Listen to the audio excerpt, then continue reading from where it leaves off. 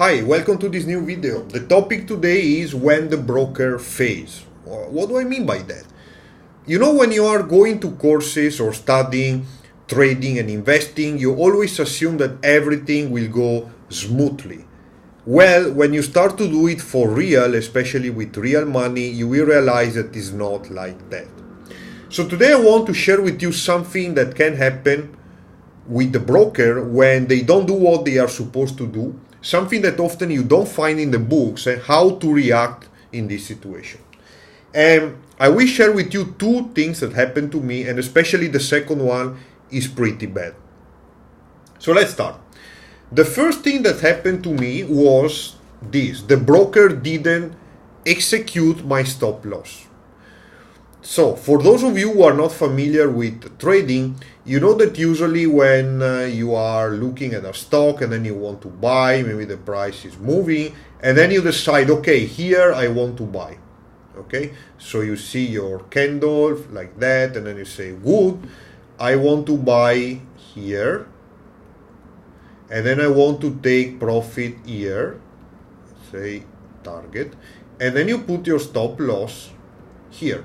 So what is the meaning of this? If the price goes up, then the order is executed, you buy your shares, and then after that, either the price goes to target, so you sell for a profit, or it goes to the stop loss and then you sell for a loss. Now, I had two positions at that time, and I remember the order was triggered, so the price went up, so I buy, right? And after that, it was going down, and I say, well, too bad, let's see what happens.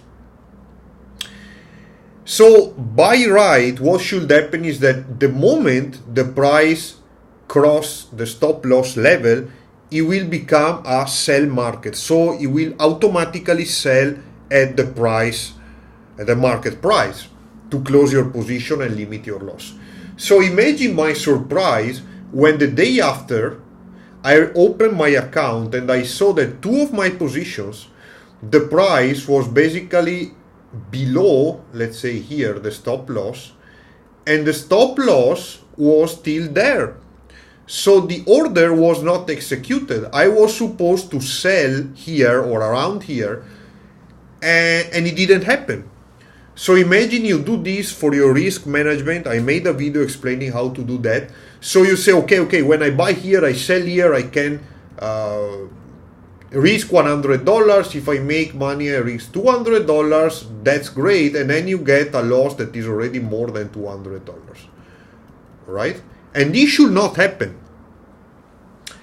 So what I did, I chat with the broker, and then basically they didn't explain me what happened. My feeling is that they had technical issue, and by the way, this happened when I was trading CFDs, contract for differences, that are not stocks, is a derivative, and this is one of the reasons why I stopped to use CFD. Other reasons are that I was paying a lot of money for really no reason, but if you're interested, I can make a video about that. So in this case, what happened? I chat with the broker, I tried to understand what was going on, and because they didn't tell me, then I say, okay, look, this is the situation. The stop loss should have been triggered. It was not triggered. So what to do? And then they told me, well, manage your position. And I was, what the hell does it mean, manage your position? You don't even execute the order that you should. So I wait, and when the market opened, eventually the order was triggered, but at a level that was way below. So then I raise a ticket. You can, if something happened, you're not happy, you can send them a message, and then basically they refunded me the difference between the stop loss price and what I really lost. So basically, eventually I just lost my $100 times two positions instead of the 400 whatever that was on my account. Now, what is the point here? A few lessons to understand. Number one, always remember to check your account, because this thing can happen. If you don't check regularly, you may have surprises like that. Now imagine I didn't check and then I don't even realize, then the broker may just, pretend nothing happened, and you get a loss that you should not have. The second one, as I say, I stopped to use CFDs. So this was a small example of something that happened to me. But imagine you have a large account, or maybe your risk per trade is very high. That could be enough for you not to sleep at night. So this is something that I wanted to share, because you don't find in the book this thing. They always say that whenever the price is below stop loss, it will basically trigger. And this was something with high liquidity, so I was not trading penny stock or shit like that. Now, what is the second thing that happened? And this is the bad one. Well, one word: bankrupt. A broker that I was using went bankrupt. Now, to give you some information about that, this was a broker that I will not mention, that was based in Australia, and it was a forex broker. Okay, I was using for some time, I was testing some forex strategies. And then imagine one day you wake up and you log in, and then you say, well, the website cannot be reached. And when you log in, you try it again, then you find out that the website has been replaced by a notice of the court. They are doing an investigation because of fraud and things like that. So this happened last year, and we are still waiting. Now there is all the legal things, the process. The scary thing is that this broker was regulated in Australia. So regulated means that technically your money is safe, or that's what they tell you in the books. You say, okay, choose a regulated broker because you are safe. Well, you are not. You are not. Because after this happened, it was a regulated broker, but because the broker was doing some fraud, so it was using the money of the people, of the customers, to cover some losses they had. What happened is that they have to shut down everything, and there was a liquidator, and the thing is that they are already telling us that there are around 9% funds missing, right? And imagine if it's 9% missing, then you have to deduct the legal fees, because these guys that are doing investigation, they don't do it for free, and then whatever is remaining will be distributed to the customers. Now, what is the problem here? First problem, the money that was with this broker is locked in for long time, is more than 1 year. Second one, you don't get back the full amount. Okay, now what is the problem here? The problem is that many people, they were just using this broker for everything, because they also allowed to trade stocks. So what is my suggestion here? My suggestion is diversification is good. Diversify also your brokers. Not only your stocks, I suggest even the bank accounts, but diversify your brokers. So what do I do? Just to give you an example of my style, I have one broker for REITs in Singapore. So I have the broker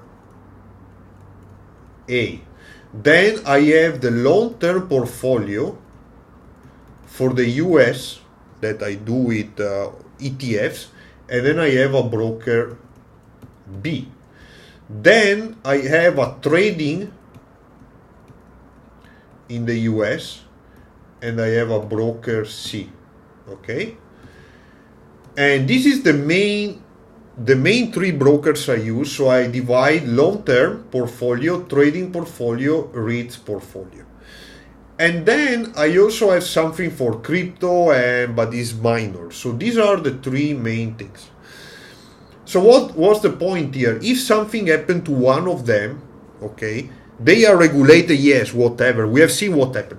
So at least if something happened, it's very unlikely that it will happen to all of them, because they are different brokers regulated in different areas. One is in the US, one is in Singapore. So it's less likely that something like that happens. But imagine that you are trading everything under one broker and something happened to that broker.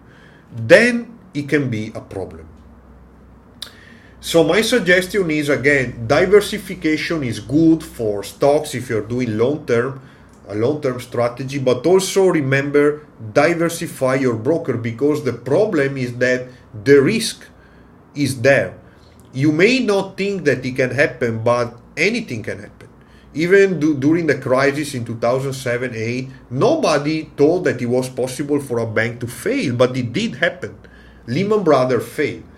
This broker was regulated. Everyone was, yeah, it's safe, and then it was not. And imagine your whole portfolio is blocked there. What do you do? So the last thing I want to share with you is, when this happened, or the case that I explained before, the stop loss not trigger, the first thing that you should not do is to react rushing and doing something stupid. Okay, so stay calm. If something like that happens, get informations, check with other people that you know that may have the same problem, check online. But the first thing is, never rush to do something that is stupid, because when you act out of fear, you may do things that are not really smart. And then, if you have some financial advisor, you can discuss with them what is the best way to proceed, because probably they know better.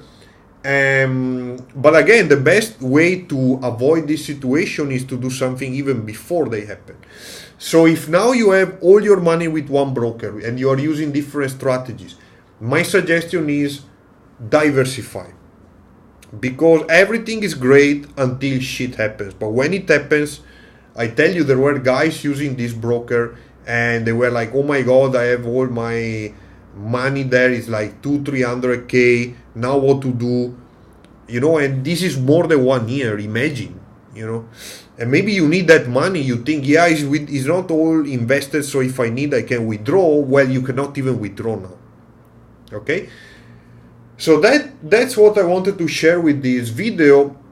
Remember, the risk can come from everywhere, even from things that you don't really expect are risky, like regulated. All these words, always investigate. What does it mean?